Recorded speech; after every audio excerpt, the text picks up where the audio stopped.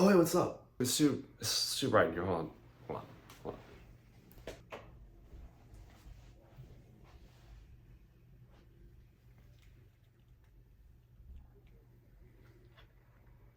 What's happening today? Well, today, um, it's 1 a.m. and we're gonna talk about a new album that just came out like a couple days ago. MGMT's new album, Loss of Life. This new might come out a little bit later than the other ones, just because been kind of busy. I really haven't. I'm just kind of lazy. So if it comes out a little bit later, sorry about that. But you know, I'm talking about it now, so let's just get into it. Let's start with the new album.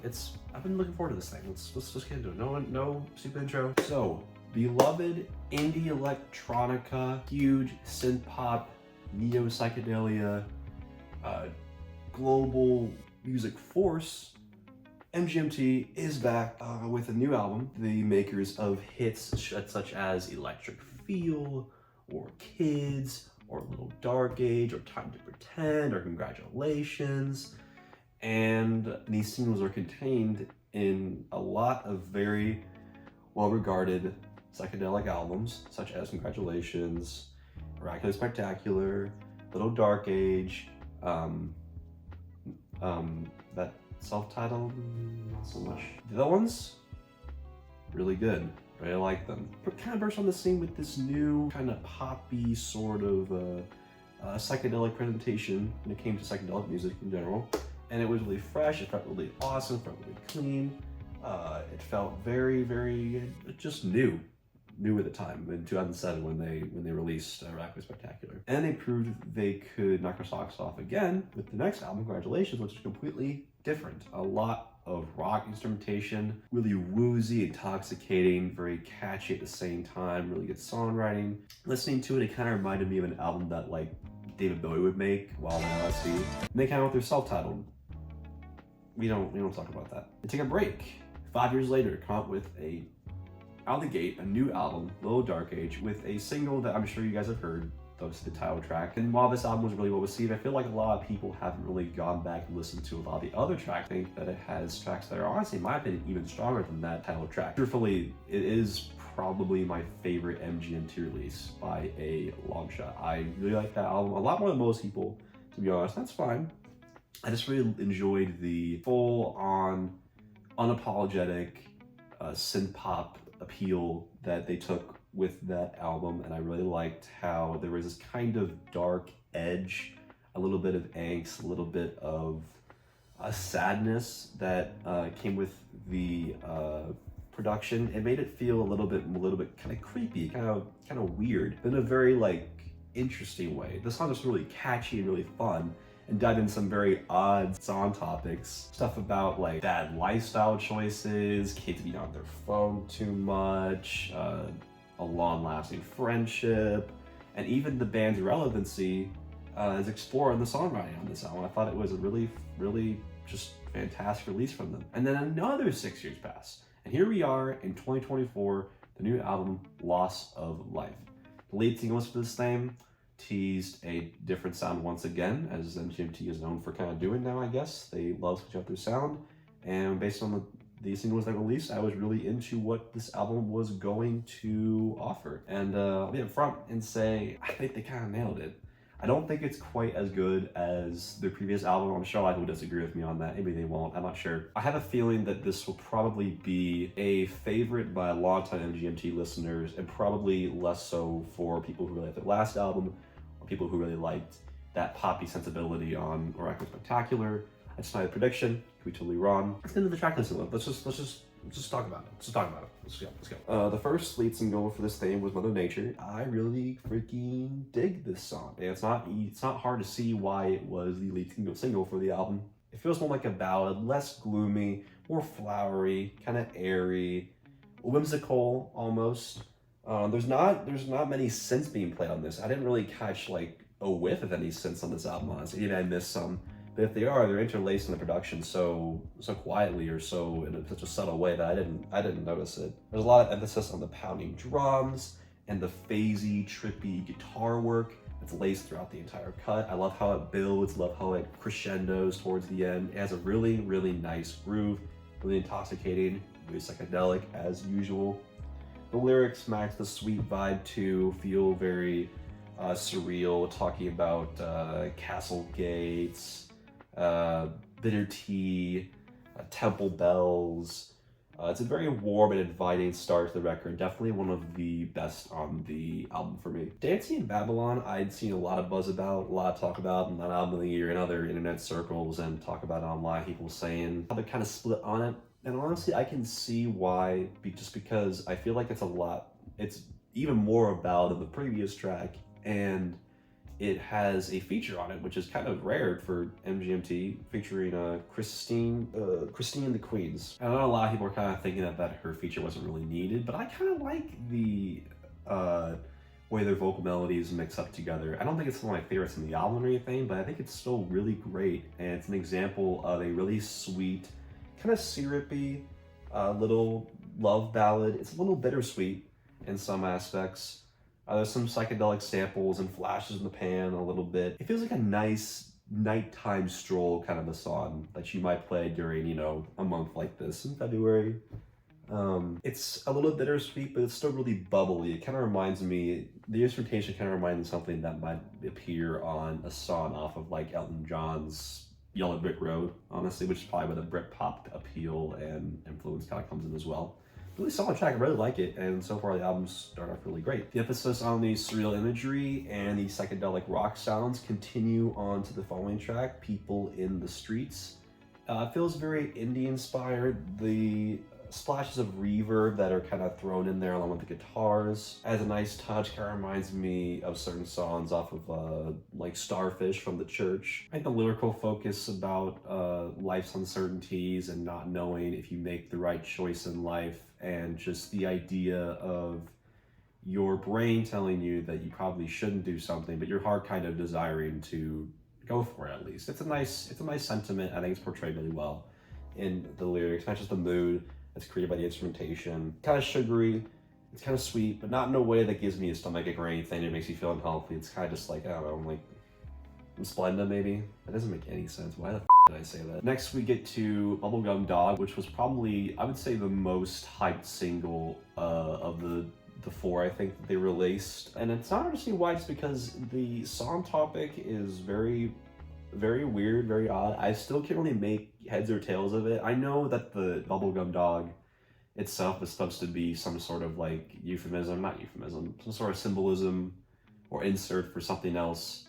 I mean, where the people are in the song are saying that they're afraid of the bubblegum dog, they're afraid that someone's coming up behind them, someone's gonna get them, and maybe it's sort of like it's like this idea of like getting jinxed, to how he's always watching.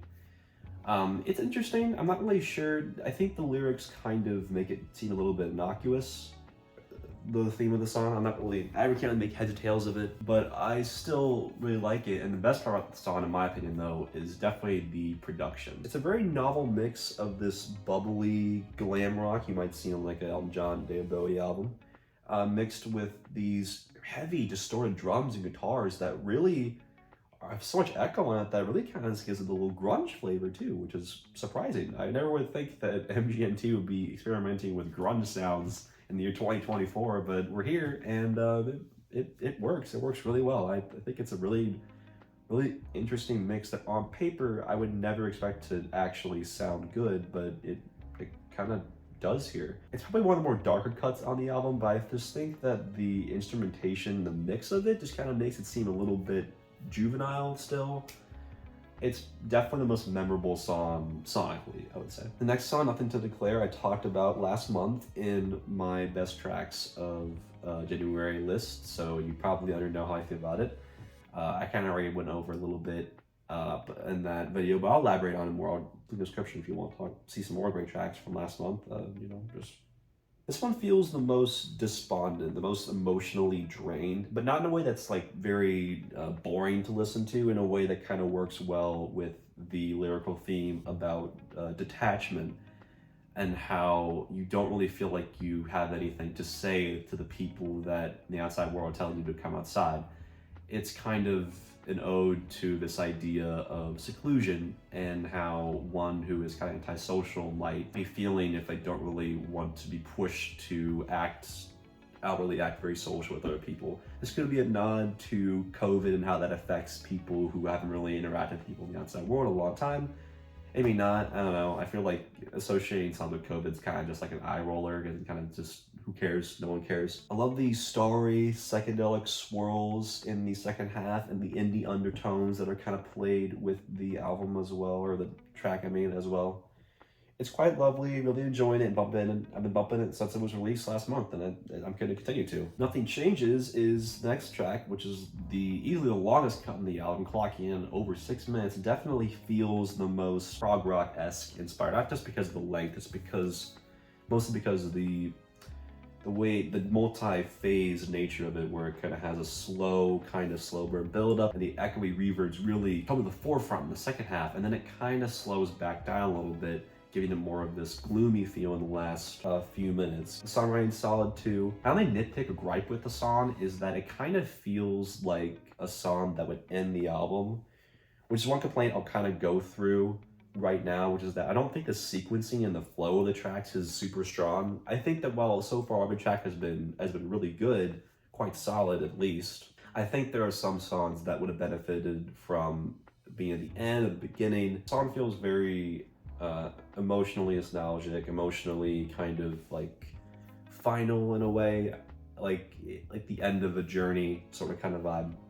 But it's pop up here, there's still 3 more tracks to go, which is kind of odd to me. Party Song and I Wish I Was Joking are both kind of weaker cuts for me. I do like the jangle pop influences, but I'm not a huge fan of the vocals on either track. They're kind of mixed low, or they're just very quiet. I'm not really sure whichever one it is.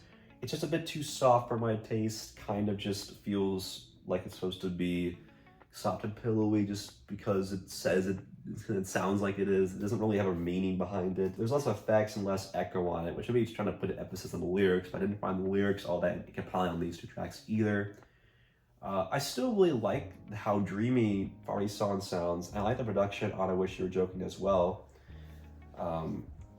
Even though it does feel a little more sparse than the other ones, it's still solid. The album concludes with the title track, which is this grand Britpop inspired slow burner with a lot of colorful and odd imagery in the lyrics that touch on death and the inevitability of one's passing, which is a topic that MGMT has covered a lot in their songs. It's a topic that, especially late in their career, they're focused on a lot.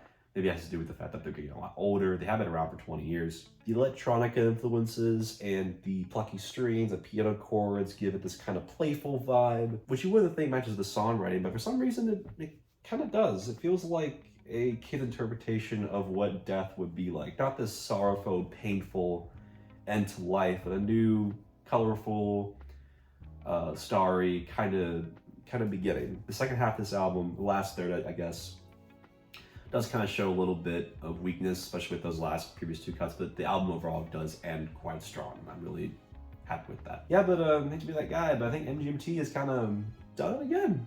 Honestly, I thought this was a great album, one of the best of the year so far. They've successfully altered their sound again for a meditative album about disillusionment and uncertainty. These mature themes that I really like seeing MGMT explore so late in their career, because I think they have a lot to say, more than I thought they would, considering their kind of poppy, catchy songwriting that they used to do way back when in 2000s and early 2010s. But man, these guys are releasing music for over 20 years at this point, and I mean, you'd think that they would be kind of out of creative juices, but I mean, future's still looking bright for releasing new stuff. I'm always gonna look forward to a new album from them, and this is just a nice pit stop, a nice collection of tracks that they gave us, and I'm really glad. Hopefully the wait's not as long this time. Hopefully they release a new album sooner rather than later. But if they need the time to make a new album that is this good, then by all means, they can take as much time as they want. This was stellar. Really great. Really enjoyed it. I'm gonna put a lot of tracks on this on best of the month of February. And yeah, hella dope. Really good stuff. I gave this album an 83. Yeah, super solid, really great. All right, well, I mean, I was kind of sleepy, but I'm kind of feeling awake, so maybe I'll just go like, I don't know, I'd take a walk outside at 1:30 a.m. Yeah, well, all right. See ya.